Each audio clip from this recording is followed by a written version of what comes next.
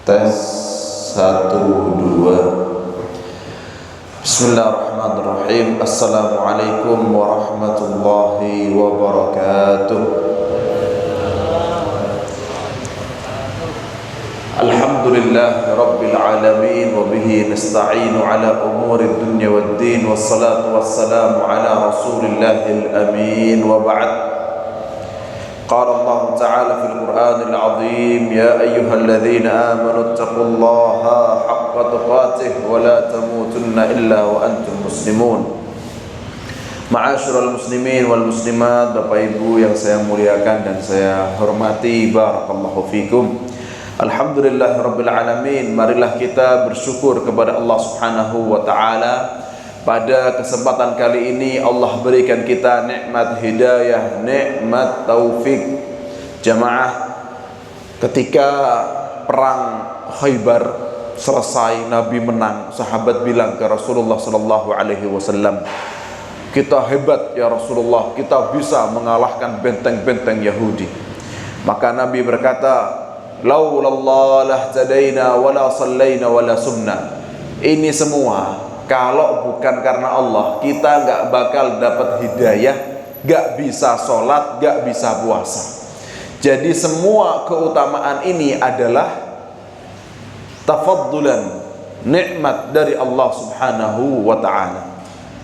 Salawat serta salam semoga Allah limpahkan kepada Nabi Muhammad sallallahu alaihi wasallam dan kepada seluruh keluarganya, sahabat dan seluruh umat yang mengikuti jejaknya hingga akhir zaman.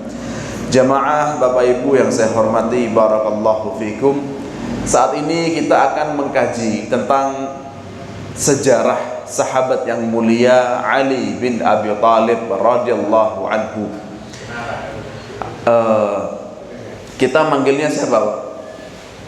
Wallahu a'lam ya, lebih tepatnya kita memanggilnya dengan kata, boleh dengan Sayyiduna ya, karena itu juga adatnya orang Arab ketika memuliakan, manggil seseorang itu dipanggilnya juga dengan Sayyid. Kita boleh panggil dengan langsung namanya, tetapi juga adalah dianjurkan apa? Kita menyebutkan doa di belakangnya, yaitu radhiyallahu anhu. Kalau Sayyiduna boleh, Pak ya. Orang Arab itu kalau manggil orang terkadang ya Sayyidi ya, memuliakan ya, memuliakan. Kalau manggil perempuan ya Siti, bahasa Arabnya pakai logat Arab ya Siti, logat Jawa Siti. Siti Maimunah, Siti Fatimah. Kalau orang Arab dengan logatnya apa? Ya Siti. Kalau manggil orang perempuan tidak kenal itu di jalan, misalnya ada sesuatu perlu ingatkan, hati-hati, ya Siti. Kalau orang Jember apa? Ya Siti ya. Nah, kemudian jamaah barakallahu fikum, terkadang kita juga dengar sebutan kepada sahabat yang mulia Ali bin Abi Thalib dengan sebutan Al-Imam, Imam Ali bin Abi Thalib. Wallahu a'lam, setahu saya sebaiknya jangan sebut Imam Ali bin Abi Thalib. Wallahu a'lam. Karena itu adalah kebiasaan dari orang-orang Syiah. Kenapa enggak ada Imam Abu Bakar? Kan sama-sama Amirul Mukminin. Kenapa enggak ada Imam Umar bin Khattab, Imam Utsman bin Affan? Kok yang didengar cuman Imam Ali bin Abi Thalib? Yang menggaungkan istilah Imam bin Ali bin Abi Thalib ini, wallahu a'lam, asal usulnya adalah dari Syiah ya. Jadi sebaiknya kita tidak usah menyebut Imam Ali, tetapi kita sebut sahabat Ali, Sayyiduna Ali radhiyallahu anhu. Terkadang juga disebut dalam sejarah dengan alaihis salam, dengan alaihis salam ya. Saya baca beberapa literasi tentang sahabat Ali bin Abi Thalib, itu disebutkan alaihis salam. Wallahu a'lam. Dan memang kata alaihi salam itu kepada siapapun boleh, tidak hanya kepada nabi-nabi ataupun kepada Nabi Muhammad sallallahu alaihi wasallam. Contoh di dalam surat Al-A'la kita baca apa? ada apa? Wasalli, ada wasallinya itu. Qad aflaha man tazakka wa dzakara isma rabbih fasalla. Atau ayat lain, wasalli alaihim fa inna salataka sakanun lahum. Dan bersolawatlah kepada mereka. Jadi juga kalau menerima zakat itu, Nabi SAW itu bersolawat kepada orang-orang yang memberikan zakat. Nabi bersolawat kepada orang-orang yang bayar zakat ke Nabi Muhammad SAW. Jamaah barakallahu fikum, sahabat yang mulia Ali bin Abi Thalib radhiyallahu anhu, beliau ini ketika lahir namanya itu bukan Ali, tapi namanya Haidarah. Haidarah ini salah satu namanya macan. Yang ngasih nama Haidarah siapa? Ibunya. Karena ketika itu Ali bin Abi Thalib, ketika itu bapaknya yaitu Abu Thalib dalam keadaan safar.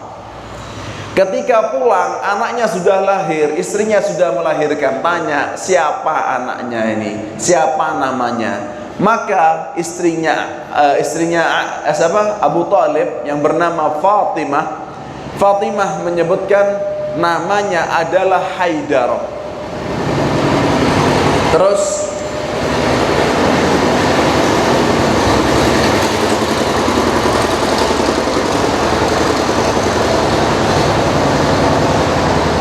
iklan dulu jamaah.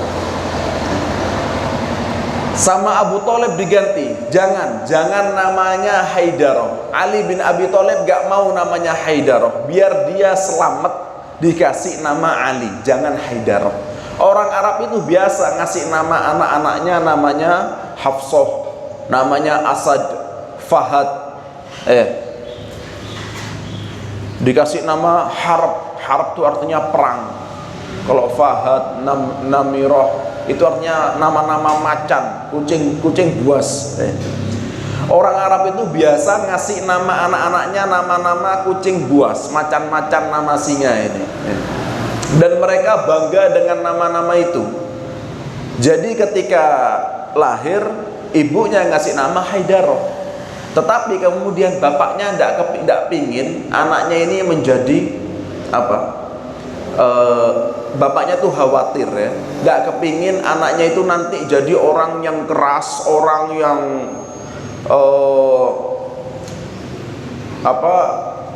panglima perang, orang nggak pingin anaknya ini nanti jadi orang yang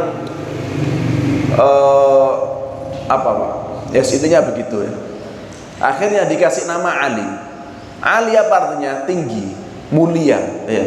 Jadi Abu Thalib ingin anaknya ini menjadi orang yang mulia tanpa kekerasan. Tanpa kekerasan. Kan nama itu adalah doa. Nama adalah doa.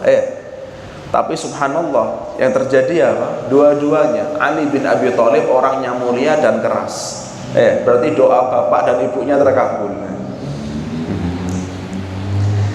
Jamaah barakallahu fikum, Ali bin Abi Thalib adalah bayi pertama, manusia pertama yang lahir dari Bani Hashim, tulen Bani Hashim. Karena bapaknya adalah Abu Thalib bin Abdul Muttalib bin Hashim. Sedangkan ibunya Fatimah bintil Asad bin Hashim. Yang tulen Bani Hashim pertama itu adalah siapa? Ali bin Abi Thalib. Biasanya kan orang Arab itu nikah antara sepupu. Ini berarti Abu Thalib sama istrinya Fatimah itu sepupu nikah. Nah, antara sepupuannya Bani Hashim yang nikah dan pertama kali ada anak dari Bani Hashim itu adalah Ali bin Abi Thalib. Dan Ali bin Abi Thalib adalah satu-satunya dari umara dari khilafatul muslimin, di antara Amirul Mukminin yang dari Bani Hashim, dari keluarga intinya Nabi Muhammad SAW. Kalau Abu Bakar siapa? Dari Bani Taim. Umar bin Khattab dari Bani Adi, kemudian Abu Sufyan dari Bani Umayyi. Kalau Ali bin Abi Thalib dari Bani Hashim, dari keluarga intinya Rasulullah sallallahu alaihi wasallam. Jamaah barakallahu fikum. Kemudian Abu Thalib ini orangnya nggak punya, padahal dia penerus kepemimpinan Mekah, tapi orangnya nggak punya jamaah. Terkadang ada orang-orang pemerintah tapi dia sendiri fakir miskin. Abu Thalib ini orangnya nggak punya.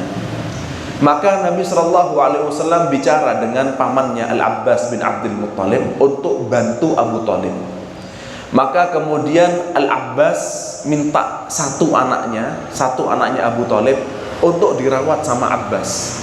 Dan Nabi SAW balas kebaikannya Abu Thalib. Nabi minta satu anaknya untuk dirawat sama Nabi SAW.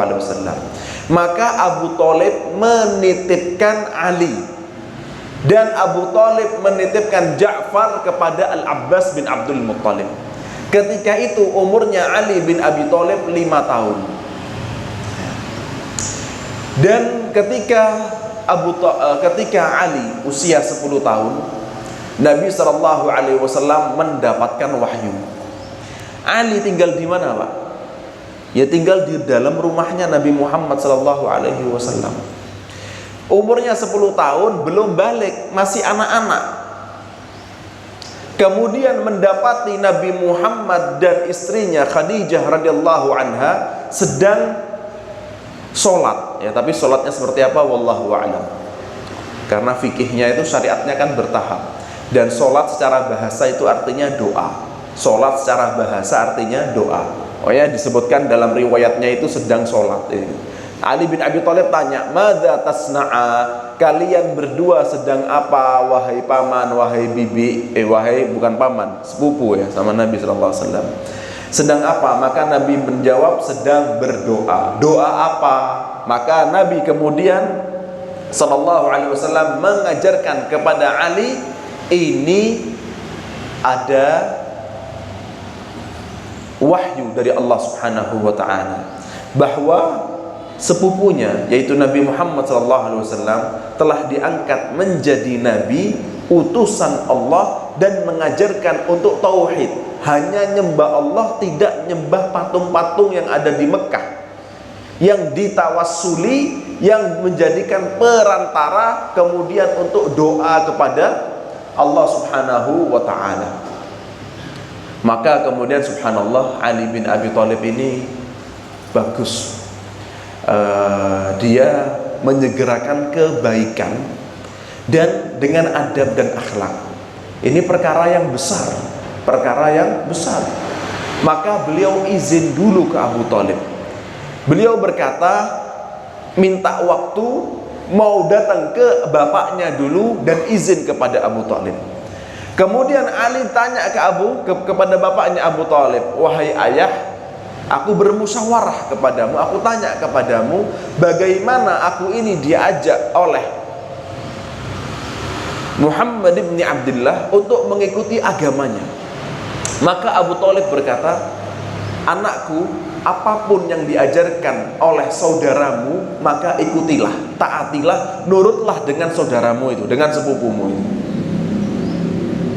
Terus Ali berkata, "Wahai ayah, kalau gitu ayo bareng, kita sama-sama masuk Islam." Tapi kemudian Abu Thalib berkata, "Wahai anakku, aku belum bisa. Kamu aja."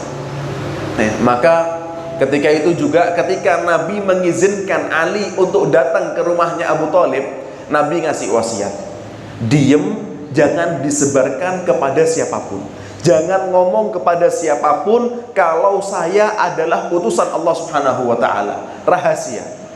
Maka Ali bin Abi Thalib menjaga rahasia itu, menyampaikan kepada Abu Thalib, menjaga rahasianya. Kemudian pulang dan bersyahadat bahwa tiada Tuhan selain Allah dan Muhammad adalah utusan Allah Subhanahu wa taala. Setelah itu jamaah barakallahu fikum,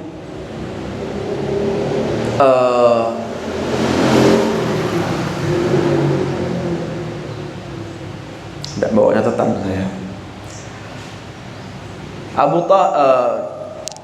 Kemudian Ali bin Abi Thalib radhiyallahu anhu, beliau disebutkan adalah lelaki pertama yang masuk Islam. Ulama ikhtilaf, bahkan di antara sahabat ada yang mengatakan Abu Bakar lelaki pertama yang masuk Islam. Ada yang mengatakan Ali bin Abi Thalib lelaki pertama yang masuk Islam. Dan yang mengatakan kalau Ali bin Abi Thalib yang pertama masuk Islam itu ada banyak. Ada banyak sahabat yang meriwayatkan kalau Ali bin Abi Thalib lelaki pertama yang masuk Islam. Tetapi pendapat yang lebih kuat, wallahu a'lam, kata para ulama, adalah Abu Bakar. Abu Bakar As-Siddiq yang pertama masuk Islam, lelaki pertama masuk Islam. Akan tetapi Ali bin Abi Thalib adalah anak-anak pertama yang masuk Islam, dan kerabat Nabi pertama yang masuk Islam adalah Ali bin Abi Thalib radhiyallahu anhu. Kemudian jamaah barakallahu fikum, Ali bin Abi Thalib, beliau menyimpan keislamannya sampai-sampai kemudian Nabi SAW menyampaikan Islam secara terang-terangan. Ali kapan dirawat sama Nabi SAW? Usianya 5 tahun. Kemudian beliau bersyahadat usianya 10 tahun.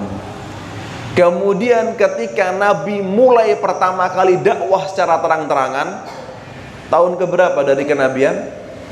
Tahun ke-3. Ketika itu Nabi mengumpulkan orang-orang Mekah. Kemudian disebutkan ada riwayat bahwa Nabi 2 kali mengumpulkan orang-orang Mekah. Dan ketika itu Nabi SAW menyeru manusia untuk bersyahadat. Nabi berkata, wahai orang-orang Quraisy, wahai keluargaku, kalau sekarang ini di belakang bukit ada pasukan perang yang mau menghabisi kalian, yang mau memerangi kalian, apakah kalian percaya? Seharusnya jawab apa, Pak? Gak percaya. Seharusnya ya, kalau nalar gak percaya. Bukitnya sofa, Pak, atau semisal sofa. Sofa itu kecil, gak apa, terus tinggi kayak gunung, enggak.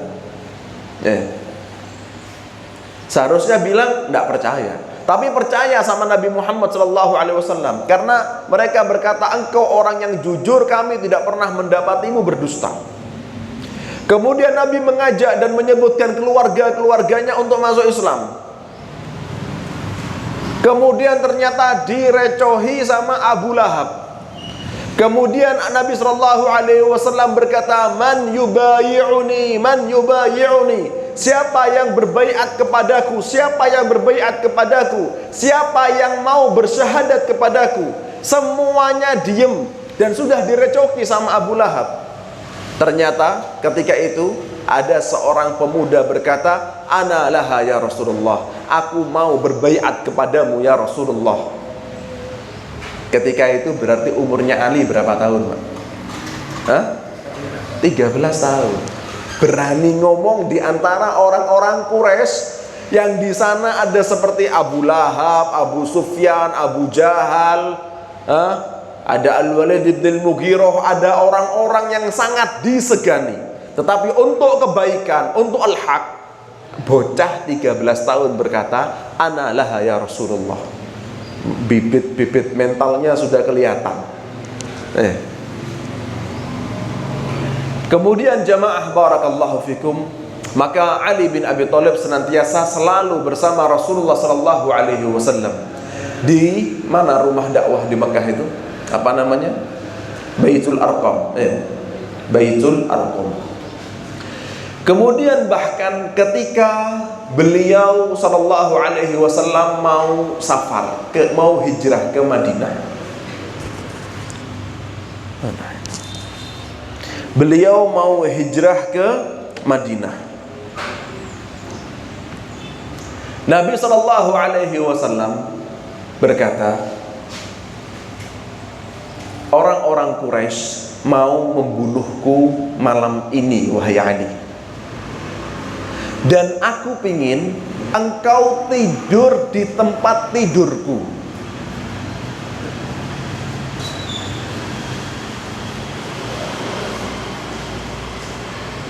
Gimana ini Pak? Berarti apa ini? Hah? Apakah kamu anggapnya kan ngasih nyawa nih Pak? Orang-orang Quraisy, Nabi itu dapat kabar dari Jibril, orang-orang Quraisy sudah sepakat mau nunggu Nabi keluar dari rumahnya, kemudian setiap kabilah Quraisy menusukkan pedangnya kepada Nabi Muhammad SAW sehingga Bani Hashim gak mampu memerangi seluruh Quraisy. Kalau cuma satu yang bunuh Nabi Muhammad, maka bisa perang antara Bani Hashim dengan kabilah kecil itu yang berani nusuk Nabi Muhammad SAW. Ini semua kabilah sepakat mau nusuk Nabi Muhammad SAW.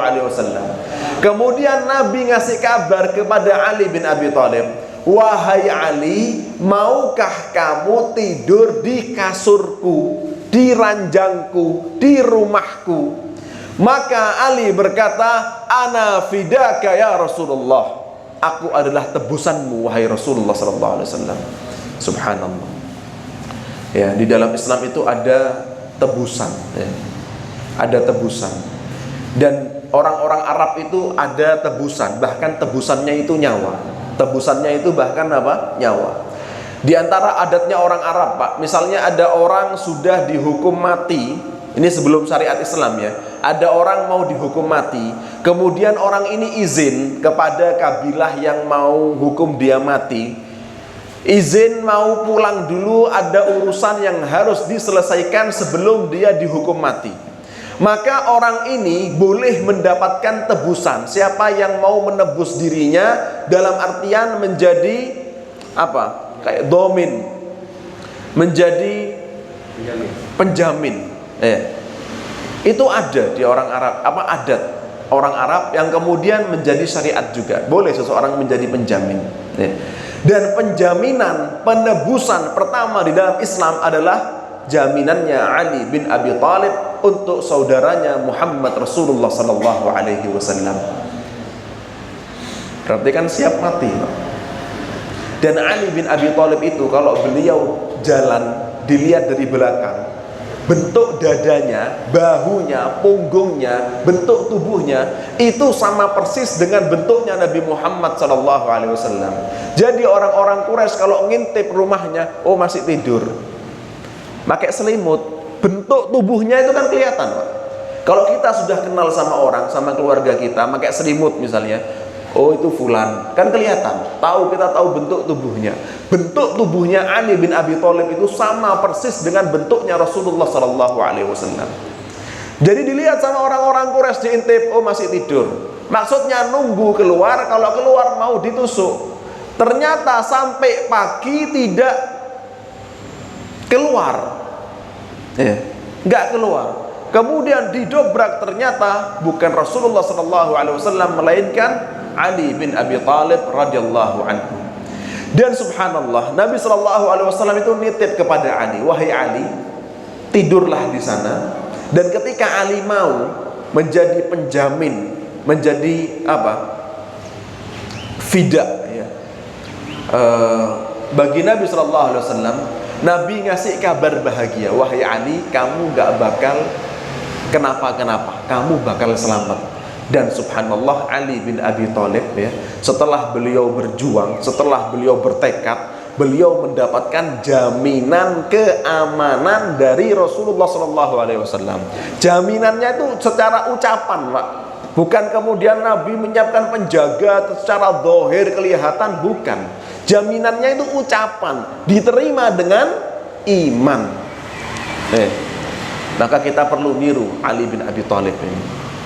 Seluruh janji-janji Allah dan Rasulnya kita percaya dan kita terima dengan iman. Jamaah barakallahu fikum. Dan Nabi SAW berwasiat kepada Ali, jangan langsung hijrah ke Madinah, tapi selesaikan dulu barang-barang harta-harta titipan orang-orang kafir Quraisy yang ada sama Rasulullah SAW, berikan dulu kepada mereka, baru silahkan hijrah ke Madinah. Jadi subhanallah, orang-orang kafir Quraisy itu meskipun tidak percaya kepada agamanya Nabi Muhammad SAW, tapi mereka paling percaya nitip harta kepada orang yang mereka kufuri agamanya. Karena orang ini, Nabi kita Muhammad SAW, orang yang amanah, orang yang tidak pernah berkhianat, yang akan menjaga kalau dititipi. Maka Ali bin Abi Thalib, beliau keliling dulu nyampaikan harta-harta titipannya. Selesai, sudah tidak menerima titipan di Mekah. Kemudian Ali bin Abi Thalib langsung menuju Madinah, berusaha untuk menuju Madinah. Ketika Nabi SAW sampai di Madinah, yaitu pertama kali berada di daerah Kuba, sekarang namanya Kuba. Kalau nama daerahnya itu namanya Awali, nama kabilah yang di sana namanya kabilah Amr bin Auf. Kabilah Amr bin Auf. Ali datang, kemudian dimuliakan sama salah seorang dari Bani Amr bin Auf, dimuliakan sebagai tamu, tidur di rumahnya. Kemudian Nabi dengar kalau Ali bin Abi Thalib sudah sampai ke Kuba, sudah sampai ke daerah Awali ini. Nabi tanya, di mana Ali bin Abi Thalib? Ternyata apa? Kata orang-orang Amr bin Auf ini, ya Rasulullah, Ali bin Abi Thalib kakinya bengkak. Karena biasanya perjalanan 1 hari 40 kilo, Ali bin Abi Thalib berusaha lebih dari itu. Ya. Dan sampai-sampai kakinya itu bengkak dan sudah tidak mampu lagi berjalan. Maka Nabi minta untuk dipanggilkan, dibopongkan Ali bin Abi Thalib, kemudian hadir di hadapan Nabi SAW. Kemudian Nabi meniup, dan dengan ludah, sedikit ludah ya, bukan ludah yang tebal Pak ya, dengan sedikit ludah meniup kakinya Ali bin Abi Thalib, dan semenjak itu langsung sembuh. Subhanallah. Nabi SAW dari Mekah ke Madinah perjalanan umumnya berapa hari? 10 hari. Ditambah beliau berada di Gua Thur selama 3 hari. Berarti insya Allah perjalanan beliau ketika hijrah dari Mekah ke Madinah selama berapa hari? 13 hari. Ya. Ali bin Abi Thalib di waktu 13 hari itu, atau disebutkan sehari setelahnya, beliau baru nyampe di Kuba. Beliau ngejar Nabi Muhammad SAW untuk sama-sama nyampe di Madinah.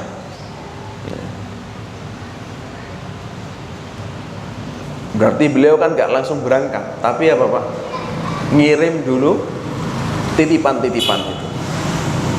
Kemudian jamaah barakallahu fikum, Ali bin Abi Thalib radhiyallahu anhu, beliau ketika di Madinah biasanya apa? Ada mu'akhad, yaitu ada persaudaraan ya. Jadi beliau disaudarakan dengan orang-orang Ansor, disaudarakan dengan orang-orang Ansor. Jadi beliau dibantu oleh salah seorang dari Ansor, dibantu seluruh kebutuhannya. Subhanallah. Oleh karenanya orang Madinah ini disebut dengan apa? Ansor. Disebut dengan Ansor. Artinya penolong, yang mau menolong orang-orang fakir miskin, muhajirin yang datang gak bawa apa-apa. Kemudian Ali bin Abi Thalib radhiyallahu anhu, beliau ini tidak nikah-nikah, masih jomblo. Masih jomblo. Sampai kemudian ada yang berkata kepada Ali bin Abi Thalib, kenapa kamu gak melamar Fatimah binti Rasulullah SAW? Tapi Ali gak mau. Sampai akhirnya terus dimotivasi, jangan malu, jangan takut, tidak apa-apa lamaran Fatimah binti Rasulullah SAW. Ali bin Abi Thalib minder karena beliau gak punya apa-apa, dan beliau tahu yang ngelamar Fatimah ini sudah banyak, tapi sama Nabi gak dikasih. Orang-orang yang luar biasa terhormat ngelamar Fatimah gak dikasih, maka Ali minder, siapa saya? Tapi kemudian akhirnya Ali radhiyallahu anhu memberanikan diri datang ke depan Nabi SAW. Mesem-mesem, diem-diem, mau ngomong tidak berani. Akhirnya Nabi yang ngomong, la'allaka turidu Fatimah, kayaknya kamu pingin ngelamar Fatimah. Dan ini subhanallah ya Pak. Berarti di sini Nabi dulu yang ngomong Pak. Menandakan kalau kita punya putri, kita juga boleh mencarikan putri kita itu lelaki terbaik untuknya, yang kita husnudzon kepadanya. Gak harus perempuan itu dalam syariat kan gak boleh pacaran. Dalam syariat itu pacaran hukumnya haram, gak boleh kita biarkan putri-putri kita pacaran, putra-putra kita pacaran, gak boleh. Dan sesuai syariat, kemudian bukan berarti perempuan itu menunggu ada yang melamar, gak harus menunggu, boleh bapaknya berusaha nyarikan. Jangan sampai kemudian apalagi sudah tahu anaknya tidak ada yang ngelamar, masih tidak nyarikan, sampai akhirnya menjadi perawan tua. Nggak apa-apa, seorang bapak nyari mantu itu nggak apa-apa. Nggak harus seorang bapak itu menerima lamaran, nggak harus, boleh melamar. Sebagaimana Nabi SAW yang menyampaikan kepada Ali bin Abi Thalib, Fatimah ini sudah dilamar sama Abu Bakar, sudah dilamar sama Umar bin Khattab, sudah dilamar sama sahabat-sahabat yang lainnya, tapi Nabi menolak dengan ucapan yang lembut, innaha shaghirah, masih kecil, Fatimah masih kecil. Berapa umurnya Fatimah ketika itu? 18 tahun. Tapi ini bahasa yang bahasa yang sopan, dan juga melihat kepada umur. Ini namanya kafaah. Dalam Islam itu ada, kalau nikah ada namanya kafaah. Kafaah itu artinya sepadan, termasuk juga sepadan di umurnya. Kalau jauh umurnya boleh tidak? Boleh. Ada kakek-kakek nikah sama gadis perawan masih muda. Bahkan orang Arab dulu umur 10 tahun dinikahi. Nabi SAW menikahkan Ruqayyah itu usia 9 tahun. Kakaknya Aisyah itu, kakaknya Fatimah itu dinikahkan sama Nabi usianya 10 tahun, 9 tahun. Dinikahkan langsung kepada sepupunya sendiri, sepupunya Nabi, anaknya Abu Lahab, yang bernama Utsbah dan Utsaibah. Cuman yang Fatimah ini, Nabi ketika kemudian dilamar Fatimah sama Abu Bakar sama Umar, Nabi nggak ngasih. Innaha shaghirah. Dalam hal ini Nabi melihat Abu Bakar usianya berapa, Umar usianya berapa, Fatimah masih 18 tahun. Kata Nabi, innaha shaghirah. Dalam artian, Pak, melihat sepadan itu penting tapi tidak harus. Melihat sepadan itu apa? Penting tapi tidak harus. Kalau tidak sepadan tidak apa-apa, cuman sabarnya yang double, kan gitu. Jenengan usia 50 tahun mau nikah sama yang 15 tahun. Cantiknya bagus, lucunya bagus, ya, tapi masih sabarnya juga harus bagus, kan gitu. Nggak bisa nyuci piring, nggak bisa nyuci baju, nggak bisa apa? Nggak bisa ngerawat rumah, kan gitu. Kata Nabi, innaha shaghirah, masih kecil. Tapi ketika Ali bin Abi Thalib yang melamar, maka Nabi SAW mau. Umur Ali berarti berapa, Pak? Ali menikah dengan Fatimah setelah perang Badar atau setelah perang Uhud. Perang Badar itu tahun kedua Hijriyah, perang Uhud tahun ketiga Hijriyah. Berarti berapa tahun usianya? Ali masuk Islam usianya 10 tahun. Kemudian di Mekah 13 tahun. Berarti sudah berapa? 23 tahun. Kemudian menikah dengan Fatimah di tahun kedua atau tahun ketiga. Berarti usianya kurang lebih 25 atau 26 tahun. Orang dulu usia 25, 26 belum nikah, saking tidak punya uangnya. Saking tidak punya uang. Kemudian Nabi SAW tanya, kamu punya apa wahai Ali untuk jadi mahar? Maka Ali berkata, ya Rasulullah, engkau yang paling tahu tentangku, aku tinggal di rumahmu, aku tinggal bersamamu, engkau tahu bagaimana ekonomiku, engkau tahu berapa tabunganku. Aku tidak punya apa-apa, enggak punya uang ya Rasulullah. Maka kemudian Nabi ingat, oh kamu punya tameng, baju perang. Itu kalau diuangkan kurang lebih 400 dirham. Satu dirham itu berapa Pak? 10.000 atau 15.000 kayaknya. Berarti kalau 20.000 kali 400 berapa? 8 juta. Hah? 8 nih, 8 juta. Kurang anggap kalau 1 gram itu 20.000 ya. Berarti 8 juta insyaallah. Maharnya baju tameng perang. Subhanallah Pak ya. Lihat kata Nabi SAW, sebaik-baik wanita itu yang ringan maharnya. Dan Nabi menerima mahar yang ringan. Nabi memberikan putri kecintaannya kepada orang yang sangat beliau husnudzon, beliau cintai. Yang penting akhlaknya bagus, agamanya bagus, meskipun maharnya baju perang. Maharnya bukan emas, maharnya bukan dinar, maharnya baju perang, diterima sama Nabi Muhammad SAW. Kemudian jamaah barakallahu fikum, dalam pernikahannya Nabi SAW pernah mendapati Ali bin Abi Thalib ini punya masalah dengan Fatimah. Nabi masuk rumahnya Fatimah, mana Ali? Maka Fatimah jawab.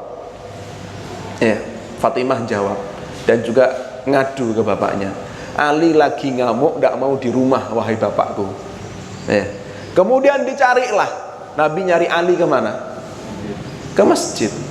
Jadi kalau kita ada masalah itu Pak, ke masjid, mengadu kepada Allah Subhanahu wa ta'ala. Nabi Ali bin Abi Thalib menjadikan surbannya atau kainnya itu sebagai apa? Taplaknya. Dan masjidnya bukan seperti ini kan, tapi dari apa? Pasir.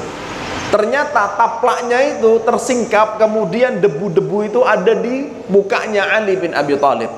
Maka Nabi SAW memanggilnya, kum ya Abu Turab, Abu Turab bangun, sambil guyon, sambil memuliakan Ali bin Abi Thalib. Tanpa Rasulullah SAW tanya ada masalah apa, dan tanpa Ali juga berkata ada masalah apa, menyebutkan masalahnya apa dengan Fatimah. Tetapi Nabi SAW memberikan pendekatan kepada mantunya untuk kemudian akur kembali dengan istrinya. Dan Ali bin Abi Thalib pernah minta izin mau nikah lagi, tetapi nggak dikasih izin sama Nabi SAW. Tidak dikasih izin sama Nabi Muhammad SAW. Ali berapa istrinya Pak? Kalau nggak salah 10 istrinya. Pernah nikah 10 kali. Tetapi beliau tidak mempoligami Fatimah, karena Fatimah radhiyallahu anha tidak kuat di poligami.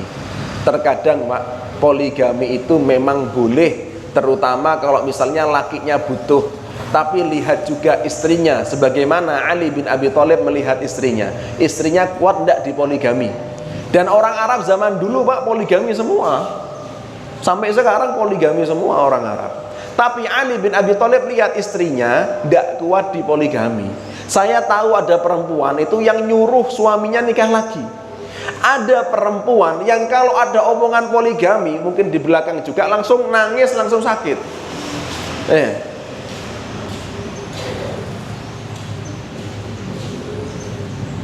Ada yang tidak kuat. Fatimah radhiyallahu anha, beliau tidak kuat di poligami. Maka Ali bin Abi Thalib, beliau sabar dengan satu istri. Kemudian Fatimah meninggal 6 bulan setelah Nabi SAW wafat. Setelah itu baru Ali bin Abi Thalib nikah lagi. Di antara istri beliau namanya siapa?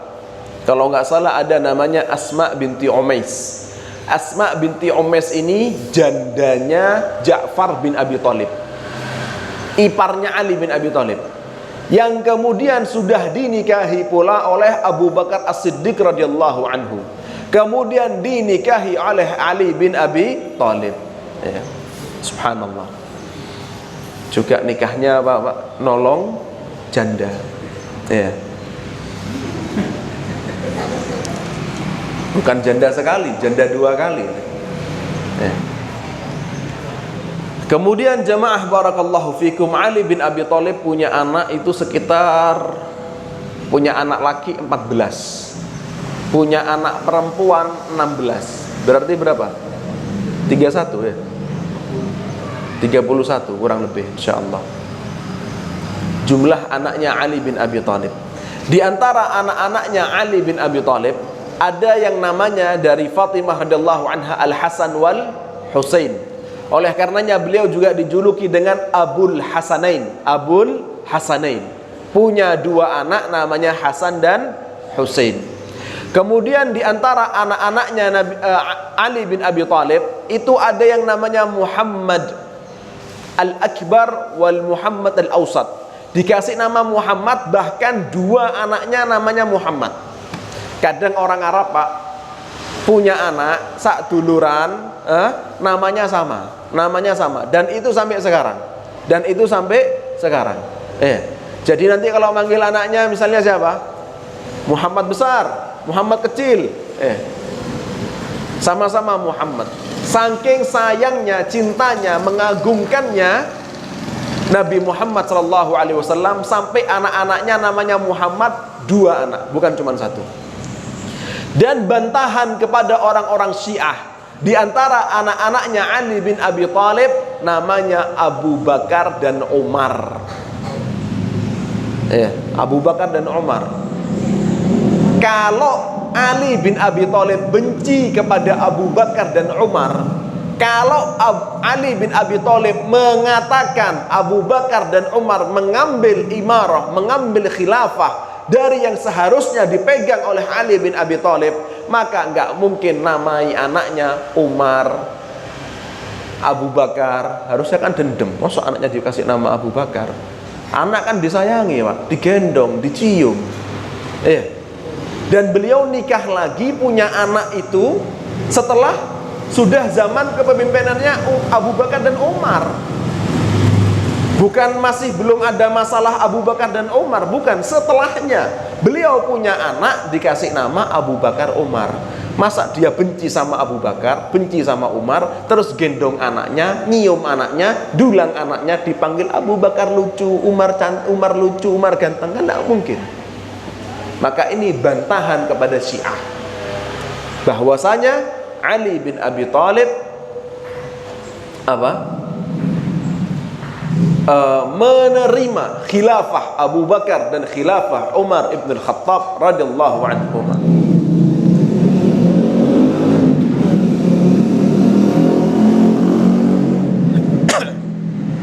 Dan di antara putri-putri Ali bin Abi Thalib itu namanya siapa? Ada Ummu Kulthum, ada Ruqayyah, ya. Jadi namanya itu dari nama keluarganya sendiri, tidak jauh-jauh. Dan itu termasuk adatnya orang Arab sampai sekarang. Saya itu punya teman dan punya misalnya namanya Muhammad bin Ahmad ibn Muhammad ibn Ahmad ibn Muhammad ibn Ahmad ibn Muhammad ibn Ahmad. Namanya tidak kemana-mana Pak.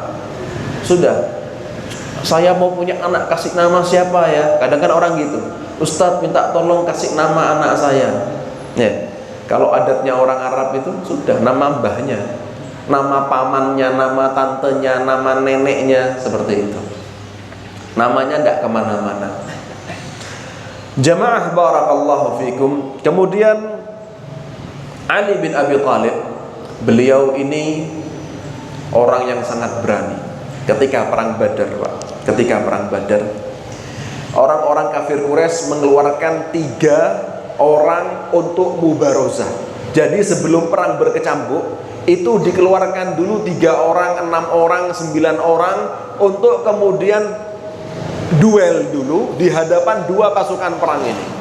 Maka orang-orang kafir Quraisy mengeluarkan 3 orang terbaiknya di perang Badar untuk duel dulu.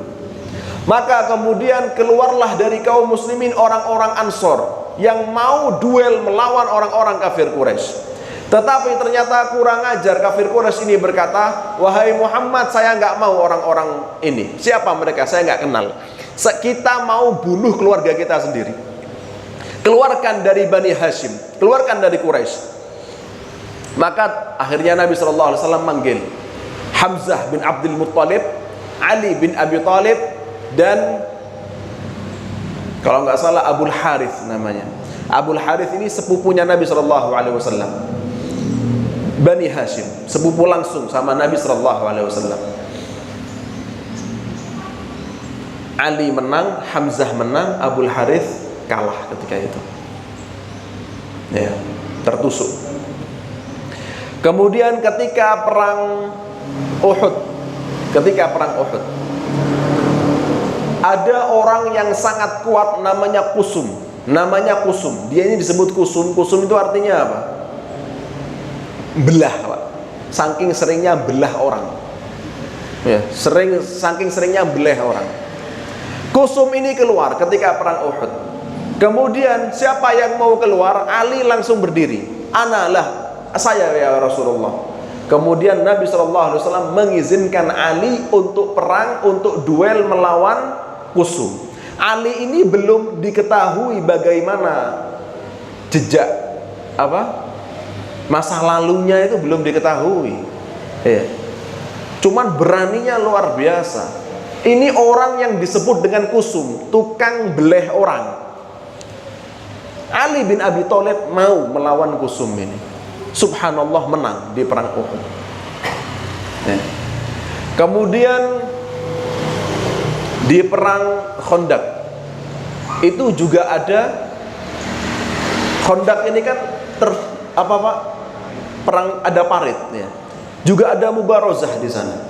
Ada orang Arab yang sudah membunuh ratusan orang Quraisy, yang terkenal tukang jagalnya Quraisy nomor 1. Bahkan biasanya sahabat itu, "Aku ya Rasulullah." Ketika itu disebutkan sahabat ini merinding ketika siapa namanya lupa saya. Astagfirullah. Orang ini pokoknya terkenal tukang begalnya Quraisy, sudah bunuh ratusan orang. Orang ini juga ahli perang di atas kuda. Dia di atas kuda tidak pernah tersakiti, dan dia telah membunuh ratusan orang. Kemudian ketika sahabat-sahabat itu diem, biasanya itu saya ya Rasulullah, ini diem. Ali bin Abi Thalib mau berdiri, ditahan sama Rasulullah sayang, ini mantunya, ini sepupunya ini. Ya sayang, jangan, hati-hati ya Ali, ini orang bukan sembarangan, jangan macam-macam. Nabi berharap ada yang lain mau berdiri, jangan Ali dulu. Terus nyambung lagi, mana di antara kalian orang-orang yang mau surga? Ini saya pingin masuk neraka. Siapa di antara kalian yang berani dengan saya? Wahai Muhammad, keluarkanlah orangmu. Ali mau berdiri lagi, ditahan sama Rasulullah. Jangan ya Ali, ini bukan orang sembarangan, ini bisa mati kamu. Kemudian yang ketiga kali, orang ini berkata lagi, mana yang pingin surga? Saya ini pingin neraka. Kurang ajar. Siapa yang berani melawan saya? Ali langsung berdiri sudah, tidak pakai pelan-pelan berdirinya, langsung berdiri. Aku ya Rasulullah, izinkan aku untuk memenggal kepalanya. Maka Ali bin Abi Thalib kemudian maju, dan Nabi SAW terus berdoa, ya Allah jagalah Ali, ya Allah jagalah Ali. Dan kemudian ketika sudah ketemu, maka orang ini nggak mau sama Ali. Tidak, kamu siapa? Nabi SAW ngasih ini Pak, ngasih apa? Surbannya dikasih ke Ali, kemudian ditutup mukanya ditutup. Maka orang kafir Quraisy ini berkata, kamu siapa? Gak perlu tahu kamu siapa, aku adalah tentaranya Muhammad ibn Abdullah sallallahu alaihi wasallam. Enggak, buka surbanmu, saya ingin tahu kamu siapa. Apakah kamu sepadan sama saya? Saya nggak mau sama yang nggak sepadan. Maka ketika dibuka, kamu anak kecil, nggak pantas sama saya. Ketika itu usianya berapa? Mungkin 30 tahun. Kamu masih terlalu lemah, kamu nggak pantas. Siapa kamu? Nggak punya sejarah yang kemudian wah. Tapi kemudian Ali bin Abi Thalib, jangan nyari orang lain, saya yang akan memenggal kepalamu. Kemudian orang kafir Quraisy ini tetap tidak mau, dan dia berkata, jangan, kamu itu anaknya Abu Thalib sahabatku, dan aku tidak mau bikin bapak ibumu sedih. Meskipun Abu Thalib sudah mati, tapi dulunya sahabat. Aku nggak mau bikin sahabatku sedih di alam kuburnya itu. Kemudian sudah nggak usah banyak omong, ayo kita duel. Kemudian Ali mengatakan, saya punya 3 permintaan untukmu sebelum duel. Oh ya, sebutkan. Apa? Yang pertama, saya mau kamu masuk Islam. Maka orang ini berkata, oh tidak mungkin. Yang kedua, sebutkan. Kata Ali, saya mau kamu mundur saja, nggak usah duel. Katanya dia, oh kalau saya mundur, saya dibilang pengecut. Saya nggak mau dibilang pengecut. Ya sudah. Yang ketiga apa? Sebutkan. Ali berkata, kalau gitu saya mau duelnya, kamu di atas kuda dan saya di bawah. Saya tidak pakai kuda. Melihat keadaan itu, Nabi tambah doa lagi untuk Ali bin Abi Thalib. Ya Allah, jagalah Ali bin Abi Thalib. Luar biasa. Kemudian berkecambuk perang, debu tidak kelihatan. Setelah itu terdengar suara takbir dan Ali memegang kepalanya musuhnya. Wallahu a'lam. Itu sebagian kisah dari Ali bin Abi Thalib radhiyallahu anhu. Semoga Allah Subhanahu wa taala kumpulkan kita bersama Nabi sallallahu alaihi wasallam, bersama syuhada, bersama orang-orang soleh, bersama sahabat-sahabat Nabi Muhammad sallallahu alaihi wasallam di surga Allah Subhanahu wa taala al-firdaus al-a'la. Amin ya rabbal alamin. Kita tutup dengan doa kafaratul majlis. Subhanakallahumma bihamdik, asyhadu an la ilaha illa anta astaghfiruka wa atubu ilaik. Wassalamu alaikum warahmatullahi wabarakatuh.